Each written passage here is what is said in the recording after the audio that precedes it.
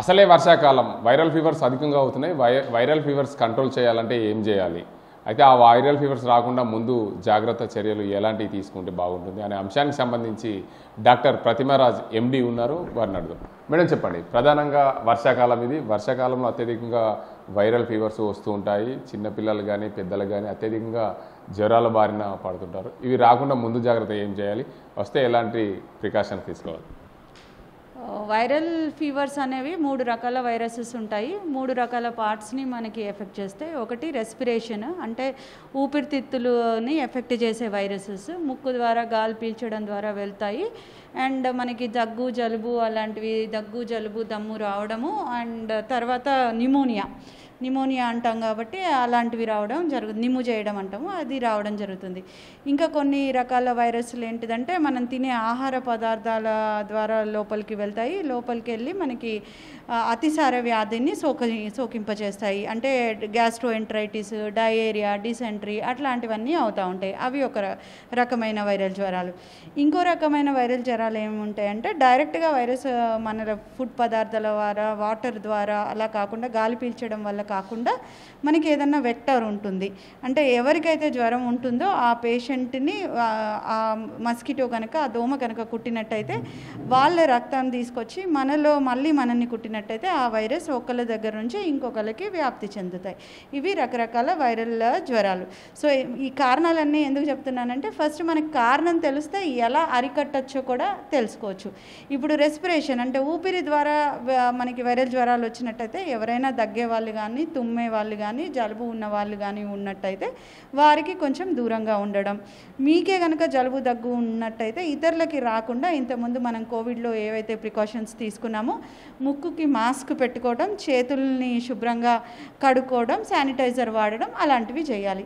అలాగే మన ఆహార పదార్థాల ద్వారా స్ప్రెడ్ అయ్యే వైరల్ జ్వరాలు రాకుండా ఉండాలంటే అప్పటికప్పుడు వండిన ఆహార పదార్థాలు, వేడిగా ఉన్న ఆహార పదార్థాలు తీసుకోవడం మూలంగా మనకి ఈ వైరల్ జ్వరాలు రాకుండా ఉంటాయి. అలాగే పాచిపోయినవి, చల్లటివి అలాంటివి మనం ఎంత తినకుండా ఉంటే అంత మంచిది.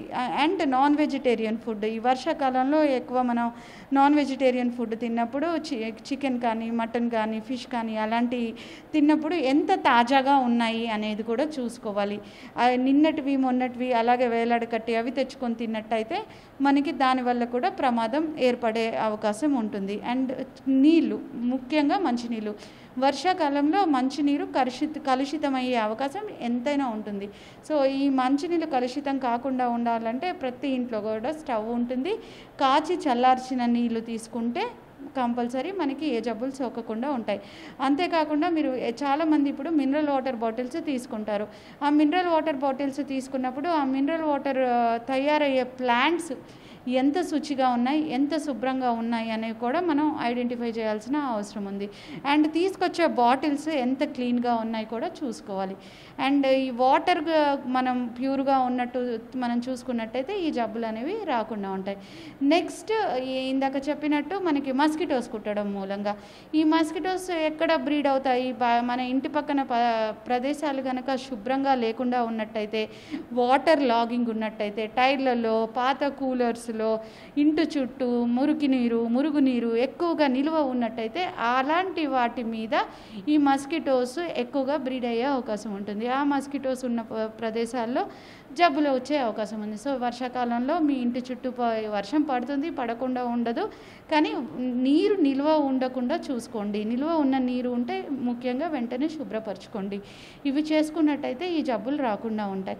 ముఖ్యంగా మలేరియా, డెంగ్యూ అనే వ్యాధులు చూసుకున్నట్టయితే అవి చాలా ఎక్కువగా వస్తున్నాయి. ఇప్పుడు మలేరియా కొంచెం తగ్గింది ఇన్సిడెన్స్ ఇంత ముందుతో కంపేర్ చేస్తే, కానీ డెంగ్యూ జ్వరాలు మటుకు డెంగ్యూ వైరస్ ద్వారా మనకి వ్యాప్తి చెందుతుంది.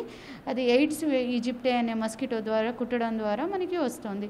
ఈ డెంగ్యూ జ్వరం లక్షణాలు జ్వరం ఎక్కువగా రావడం, ఒళ్ళు నొప్పులు రావడం, ప్లేట్లెట్స్ పడిపోవడం, విపరీతమైన తలనొప్పి ఉండటం, విపరీతమైన జాయింట్ పెయిన్స్ రావడం, ఇవన్నీ కూడా లక్షణాలు. సో ఈ లక్షణాలు కనుక ఉన్నట్టయితే మీరు అశ్రద్ధ చేయకుండా 1-2 రోజుల్లో జ్వరాలు తగ్గనట్టయితే డాక్టర్ని కలిసి సంప్రదించి అవసరమైన పరీక్షలు చేయించుకొని దానికి సంబంధించిన మందులు వాడినట్టయితే ఈ జ్వరాలు వచ్చినా కానీ మీరు హెల్దీగా కోలుకొని బయటపడగలుగుతారు.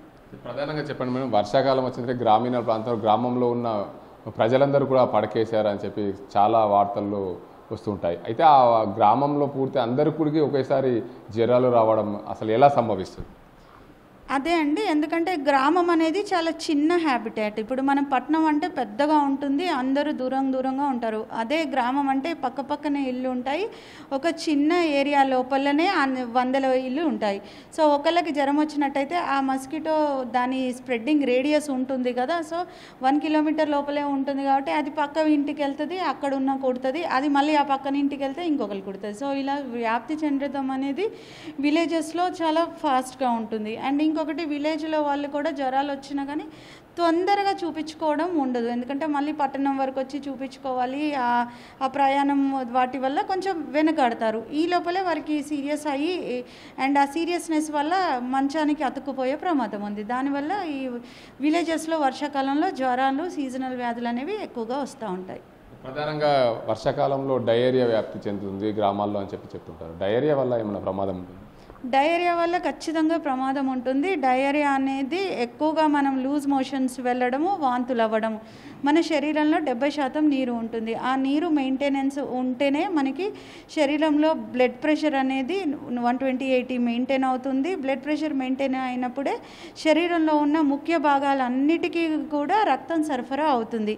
అలా అవ్వకుండా మనం చూసుకున్నట్టయితే, డయేరియా అయినట్టయితే ఎక్కువ మోషన్స్ అయ్యి నీరు మొత్తం బయటకు వెళ్ళిపోతుంది, వామిటింగ్స్ అయినప్పుడు నీరు వెళ్ళిపోతుంది. వాటితో పాటు మనకి ఖనిజ లవణాలు ఏమైతే ఉంటాయో, సోడియము, అలాంటి క్లోరైడ్, పొటాషియము, అలాంటి ఇంపార్టెంట్ మినరల్స్, ఖనిజాలు ఏవైతే ఉంటాయో అవన్నీ కూడా వెళ్ళిపోతాయి. అవన్నీ బయటకు వెళ్ళినప్పుడు మనిషి చాలా వీక్ అయిపోవడము, హార్ట్ మీద ప్రభావం చూపించడము, మజిల్స్ మీద, కండరాల మీద ప్రభావం చూపించడం, బీపీ లో అయినప్పుడు బ్రెయిన్కి సర్క్యులేషన్ లేకపోవడం మూలంగా దానివల్ల కూడా మనకి సీరియస్ అయ్యి, రిస్క్ అయ్యి, బీపీ లో అయ్యి చనిపోయే ప్రమాదం ఉంటుంది. మొత్తానికి చూసుకోవచ్చు, వర్షాకాలంలో వైరల్ ఫీవర్స్ అధికంగా వస్తాయి. ఇంటి పక్కన వాతావరణ పరిసరాలు శుభ్రంగా చేసుకోవాలి. ఆ పరిసరాలు శుభ్రంగా చేసుకున్నప్పుడు ఎలాంటి దోమలు రాకుండా ఆరోగ్యాలు బాగుంటాయి. దానివల్ల వర్షాకాలం వైరల్ ఫీవర్స్తో పాటు ప్రధానంగా మలేరియా, డెంగ్యూ వ్యాధులు కూడా వ్యాపిస్తున్నాయి. అవి రాకుండా జాగ్రత్తలు తీసుకోవాలని చెప్తున్నారు డాక్టర్ ప్రతిమారాజ్. ఇది ఇక్కడ పరిస్థితి. అజింతో గంగారెడ్డి, RTV నిజామాబాద్. తెలుగులో న్యూస్ కి ఫాస్టెస్ట్ యాప్ ఇప్పుడు టోటలీ న్యూ అవతార్లో. జస్ట్ 5 seconds లో కంప్లీట్ న్యూస్, సోషల్ మీడియాల ట్రెండ్స్ కి one stop solution, live TV app, voice search option తో ఇప్పుడే డౌన్లోడ్ చేయండి లేదా అప్డేట్ అయిపోండి. యాప్ లింక్ డిస్క్రిప్షన్ లో ఉంది.